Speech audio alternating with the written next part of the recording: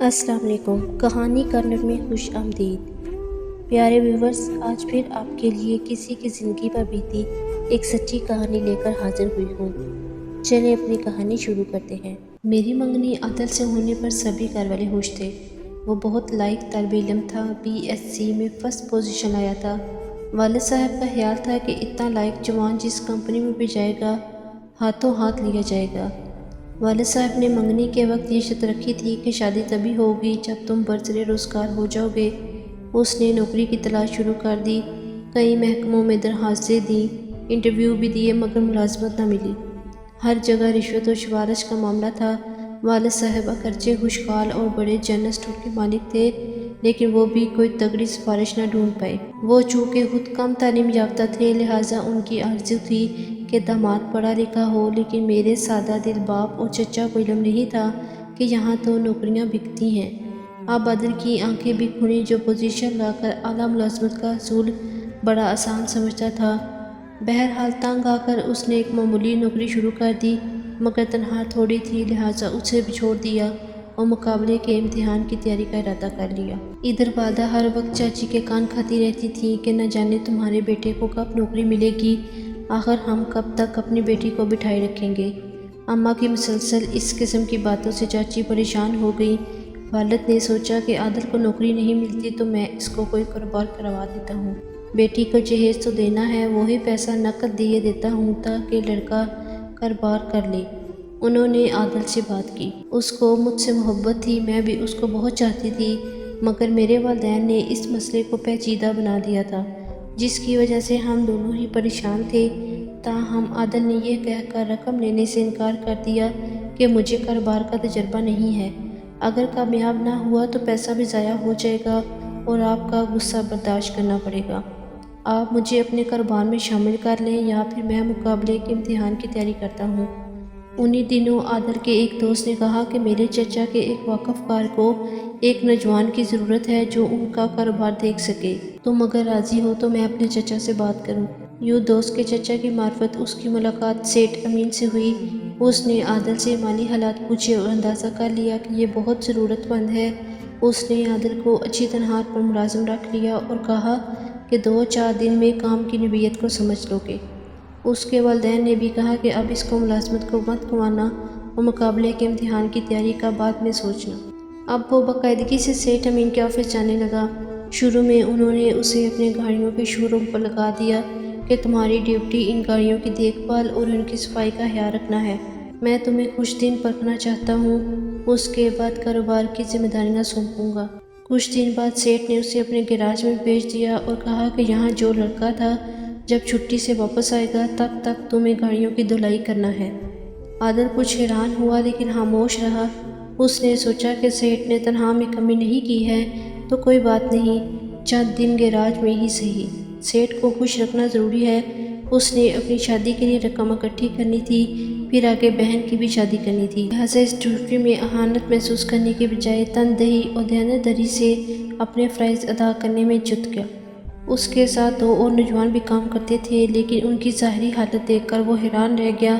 ان کا پہناوا اور رہن سہن ان کو امیر ظاہر کرتا تھا۔ وہ بھی یہی کام کرتے تھے، مگر اکثر غائب ہی ہو جاتے تھے۔ عادل کو لگتا تھا کہ وہ اس کو پرکھنے کی خاطر یہاں آتے ہیں۔ وہ عادل سے کوئی سوال نہ کرتے، بس رسمی سی گفتگو ان کے درمیان ہوتی تھی۔ ایک روز عادل کام پر آیا تو وہاں کوئی نہیں تھا۔ اس نے حیرت سے ادھر ادھر دیکھا۔ گیراج تو کھلا ہوا تھا مگر کوئی شخص موجود نہیں تھا۔ گیراج میں مالک کا دفتر بھی تھا، وہاں بھی کوئی موجود نہیں تھا۔ وہ باہر آنے کو تھا کہ کھٹکے کی آواز آئی اور وہ یہ دیکھ کر حیرت میں ڈوب گیا کہ فرش کا ایک ٹکڑا آہستہ آہستہ سرک رہا تھا۔ وہ فوراً وہاں رکھی میز کے پیچھے چھپ گیا کیونکہ وہ خوف زدہ ہو گیا تھا۔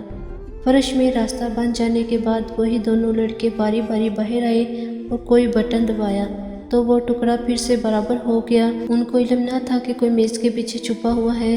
اس دن پہلی بار عادل کو پتہ چل گیا کہ گیراج کے نیچے بھی ایک کمرہ ہے۔ اسے شک گزرا کہ یہ لوگ شاید کچھ غلط کام بھی کرتے ہیں، کیونکہ جب وہ بیسمنٹ سے باہر آئے تھے تب انہوں نے قالین بچھا کر اس جگہ کو چھپا دیا تھا۔ جب وہ گیٹ کے پاس گئے تو ایک نے دوسرے سے کہا، کتنی بار تم سے کہا ہے کہ دروازہ بند کر دیا کرو، تم پھر لاپرواہی کر جاتے ہو۔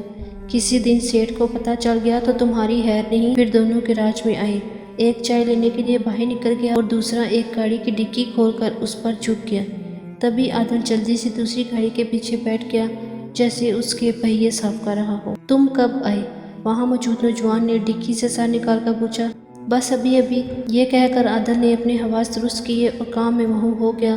اگلے روز وہ دونوں نہیں آئے تھے۔ کام ختم کرنے کے بعد عادل کے دل میں تجسس نے ہلچل مچا دی۔ اس نے سوچا کہ دیکھوں تو قالین کے نیچے کیا ہے۔ قالین ہٹانے پر وہاں ایک بٹن نظر آیا۔ اس نے بٹن دبایا تو پھٹا ہٹ گیا اور نیچے جانے کا راستہ کھلتا گیا۔ نیچے سیڑھیاں تھیں، وہ نیچے اتر گیا، لیکن سیڑھیاں اترتے ہی اس پر قیامت ٹوٹ پڑی۔ پیچھے سے اس کے سر پر زبردست ضرب لگائی گئی۔ اسے کوئی ہوش نہ رہا اور جب ہوش آیا تو اس نے خود کو اسپتال میں پایا، جہاں اس کے گھر والے، میں اور میرے والد موجود تھے۔ ہم سب ہی پریشان تھے۔ عادل کے سر پر پٹیاں بندھی ہوئی تھیں، ایک بازو اور ٹانگ زخمی تھی۔ تبھی نرس آ کر بولی کہ ڈاکٹر صاحب آ رہے ہیں، آپ سب باہر چلے جائیں۔ ہمارے جانے کے بعد ڈاکٹر کمرے میں داخل ہوا۔ اس کے پیچھے ہی گراج میں کام کرنے والا نوجوان فراز بھی تھا۔ عادل کو ہوش آ چکا تھا، وہ فراز کو دیکھ کر حیران ہو گیا۔ ڈاکٹر صاحب کے جانے کے بعد فراز اس سے بولا، کچھ دیر بعد پولیس والے بیان لینے آئیں گے اور پوچھیں گے کہ تمہیں کس نے زخمی کیا ہے۔ باس نے مجھے تمہارے پاس بھیجا ہے اور کہا ہے کہ تم بیان میں کہو گے کہ تم تنہا لے کر گھر آ رہے تھے کہ راستے میں 2 افراد نے تم پر حملہ کر دیا اور تمہارا بٹوا اور روپے چھین کر فرار ہو گئے۔ میں یہ بیان نہیں دے سکتا، یہ جھوٹ ہے۔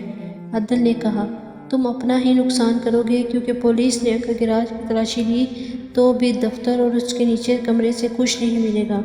وہاں 2 ہی دفتر ہیں، اوپر باس کا اور نیچے میٹنگ کا۔ پولیس تو ہمیں نہیں پکڑ سکے گی، مگر تو ہم تمہاری بہن کے بارے میں کچھ نہیں کہہ سکتے کہ پھر اس کا کیا حشر ہو، اس لیے خاموشی بہتر ہے۔ تمہارے علاج کا معاوضہ تو کمپنی دے ہی دے گی۔ یہ کہہ کر وہ چلا گیا، جبکہ عادل سوچ رہا تھا کہ کیا کرے۔ اسے اپنی بے بسی پر رونا آ رہا تھا، کیونکہ وہ کچھ کرنے کے قابل نہ تھا۔ اسے معلوم تھا کہ جتنے دن وہ اسپتال میں رہے گا، یہ درندے اس کے خلاف ضرور کچھ نہ کچھ کریں گے۔ تبھی ضمیر کی آواز دبا کر اس نے فراز کو بتایا ہوا بیان پولیس کو دے دیا۔ وہ تقریباً 20 روز بعد اسپتال سے گھر آیا۔ میں چچا کے گھر رہنے چلی گئی تاکہ اس کی بہن اور امی کے ساتھ مل کر اس کی تیمارداری کر سکوں۔ میں نے 15 دن تک نہ صرف اس کی خدمت کی، بلکہ ان کے مالی حالات کے پیش نظر چپکے سے چچی کو کچھ رقم دی تاکہ علاج معالجے میں دقت محسوس نہ کریں۔ عادل جب صحتیاب ہو گیا تو فراز نے اس کو پیغام پہنچایا کہ سیٹھ اس کو یاد فرما رہے ہیں۔ وہ ان کے دفتر گیا، انہوں نے خوش دلی سے اسے بیٹھنے کو کہا۔ تب وہ بولا، سیٹھ صاحب، میں نے آپ کی ہدایت کے مطابق پولیس کو غلط بیان دیا، جبکہ مجھ پر ناحق تشدد کیا گیا تھا۔ آپ نے مجھ پر قاتلانہ حملہ کرنے والوں کو بچا لیا، یہ اچھی بات نہیں ہے۔ شکر کرو تم بچ گئے، ورنہ تم نے بھی تو غلط کام کیا تھا۔ تمہیں ہماری جاسوسی کرنے کی سزا ملی ہے۔ تمہارا بھلا ان باتوں سے کیا واسطہ تھا؟ اپنے کام سے کام رکھنا تھا نا۔ گودام کے محافظوں کو تو میرا حکم ہے کہ جو شخص بھی بلا اجازت اندر آنے کی کوشش کرے اسے شوٹ کر دو، اور تم نے بھی چوروں کی طرح وہاں داخل ہونے کی کوشش کی تھی۔ مجھے معلوم ہے کہ تم چوری کی نیت سے نیچے نہیں اترے تھے، اسی لیے انہوں نے تمہیں شوٹ نہیں کیا۔ اب بھی تم خود کو بے قصور کہتے ہو۔ بہرحال اپنی زبان بند ہی رکھنا، ورنہ تمہارے ساتھ اس سے بھی برا ہو سکتا ہے۔ یہ دھمکی نہیں، ہمارے کاروبار کے اصول ہیں، ان کی پابندی یہاں ہر ملازم کو لازمی کرنا پڑتی ہے۔ ابھی میں نے تم سے معاہدے پر دستخط نہیں کرائے ہیں، کیونکہ میں تم کو پرکھنا چاہتا تھا۔ اگر تم میرے خلاف بیان دیتے تو تب بھی میرا کچھ نہیں بگاڑ سکتے تھے، لیکن اب تم کو مالا مال کر دوں گا۔ سر، مجھے اس طرح سے مالا مال نہیں ہونا، مجھے عزت پیاری ہے، فضول باتیں مت کرو، اپنی اور اپنے گھر والوں کی حالت سدھارو، اپنی زندگی بناؤ۔ یہ تعلیم کسی کام نہیں آئے گی، ہمارے ساتھ کام کرو، تمہاری زندگی بن جائے گی۔ مجھے سوچنے دیجیے، عادل نے غیر جذباتی لہجے میں کہا۔ ٹھیک ہے، سوچ لو، مگر زیادہ وقت مت لینا، ایسا نہ ہو کہ ہمارا ارادہ بدل جائے۔ آپ جاؤ، بے شک 2-3 ماہ نوکری تلاش کر لو، نہ ملے تو یہاں آ جانا، میں تم کو رکھ لوں گا۔ عادل کے دماغ پر اس واقعے کا گہرا اثر ہوا۔ کچھ دن اس نے نوکری تلاش کی، مگر دن بدن گھر کے حالات خراب ہو رہے تھے۔ بہن کے سسرال والے رخصتی کا تقاضا کر رہے تھے، ادھر میرے امی ابو پریشان تھے کہ یہ لوگ کب مجھے بیانے آئیں گے۔ یہ ساری پریشانیاں مالی بوجھ کی وجہ سے تھیں، اور ان مسائل کا حل کرنے والا اکیلا عادل تھا۔ جب وہ ہر طرح سے مایوس ہو چکا تو ایک دن چلتے چلتے اسی گراج میں داخل ہو گیا۔ सेठ दफ्तर में मौजूद था। वो आदिल को देखकर मुस्कुराया और बोला, मैं तुम्हारा ही इंतज़ार कर रहा था। आधे घंटे बाद आदिल जब दफ्तर से निकला तो वो बदल चुका था। वो होनहार नौजवान जो कभी माशरे का पढ़ा लिखा फर्द होने पर फख्र करता था, हिम्मत और हौसले से सितारों पर कमर डालने के हाथ देखता था, अब हिम्मत हार चुका था। हालात ने उसकी कमर तोड़ दी थी। वो दोबारा गैराज में काम करने लगा, मगर उसका असल काम रात को शुरू होता था। सेठ के नाजायज़ कमाई के सामान और मुख्तलिफ बंडलों को गैराज की बेसमेंट में और फिर दूसरी जगह माल पहुंचाना, इसमें मंशियात का धंधा भी शामिल था। उन्होंने आदिल को ड्राइविंग तक सिखा दी थी। जब सेठ बैरून मुल्क चला जाता तो फराज और गुलाब खान अपने कुछ शुगल करते। बाद में आदिल भी उनके साथ शामिल होने लगा। रात के वक्त ये तीनों किसी घर की किस्मत खराब करने निकल जाते और लूटा हुआ माल आपस में बांट लेते। इस वारदात की खबर सेठ को दे दी जाती। वो अगर चाहता तो कुछ हिस्सा ले लेता। ये वारदात पर मुनस्सर होता, क्योंकि पकड़े जाने की सूरत में उनको चुराने की जिम्मेदारी भी उसी पर थी। जब माहौल ख़राब हो, काम ख़राब हो तो दिल भी बदल हो जाते हैं। आदिल के साथ भी यही हुआ। वही लड़का जो कभी किसी गैर लड़की की तरफ आंख उठाकर नहीं देखता था, अपने साथियों की देखा देखी अब किसी की इज्जत की तरफ हाथ बढ़ाने में भी झिझक महसूस नहीं करता था। उसने आहिस्ता आहिस्ता मुझसे भी मिलना छोड़ दिया था। मुझे तब पता लगा कैसे दौलत का नशा चढ़ता जा रहा था, उसकी रगों में दौड़ता खून बदलता जा रहा था। उसके पास अपने बुरे अमाल के कई जवाब थे। इस माशरे में मेरिट की कोई कदर नहीं। सबसे बढ़कर ये कि ताया ताई ने ऐसी शर्तें रख दी कि उनको पूरा करने के लिए मुझे आग के अलाव में कूदना पड़ गया। अगर वो शादी के लिए इतनी शर्तें नहीं रखते तो आज वो आबाद हो चुका होता। मैंने उसे कई बार समझाया कि दौलत सीधे रास्ते पर चलकर भी मिल जाती है, बस ज़रा सब्र करना पड़ता है। मेरी बातों से वो दिल बर्दाश्ता हो जाता और हमारे घर आना भी बंद कर दिया। वो जानता था कि मैं ऐसे शख्स से नफ़रत करूंगी जो गलत रास्तों का राही हो। वैसे भी अब उसे बेज़मीरी से कमाई दौलत का चस्का पड़ चुका था। एक दिन उसने अपने साथियों के साथ एक घर की दीवार पर लांघी। घर में सिर्फ 4 अफराद थे जो सो रहे थे। उनमें 2 बूढ़े वालिदैन, एक नौजवान लड़का और एक 16-17 बरस की लड़की थी। उन्होंने चारों को बेदार करके नकदी और ज़ेवरात तलब किए और लड़के और बूढ़े को बांध दिया। घर में जो कीमती असासा था बूढ़ी औरत ने उनको दे दिया। तब जाते जाते फराज ने कहा, आदिल ये लड़की बहुत खूबसूरत है, इसके बारे में क्या ख्याल है? इसको हाथ मत लगाना, ये मेरी बहन है। बंधे हुए नौजवान ने गुस्से से कहा, मगर वो बेबस था। अगर हम तुमको आज़ाद कर दें तो तुम हमारा क्या बिगाड़ लोगे? मैं तुम्हारी जान ले लूँगा या अपनी दे दूँगा। ये दोनों काम तुम नहीं कर सकते। हाँ, अगर तुम अभी वो जुमला मुकम्मल भी ना कर पाया था कि लड़की ने कहा, मैं तुम्हारे आगे हाथ जोड़ती हूँ, मेरे भाई को कुछ मत कहना। बूढ़ी भी इल्तिजा करने लगी कि 1 हफ्ते बाद मेरी बेटी की शादी है, हमको बर्बाद ना करो। मैंने अपनी बेटी का सब कीमती सामान और जेवर भी दे दिए हैं, मेरे बच्चों को कुछ मत कहना।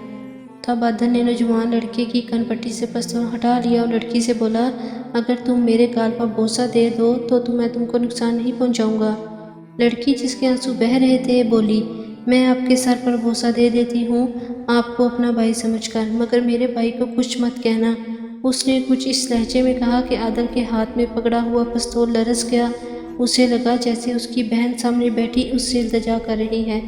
उस लड़की के भैया कहने का अंदाज बिल्कुल बाने जैसा था।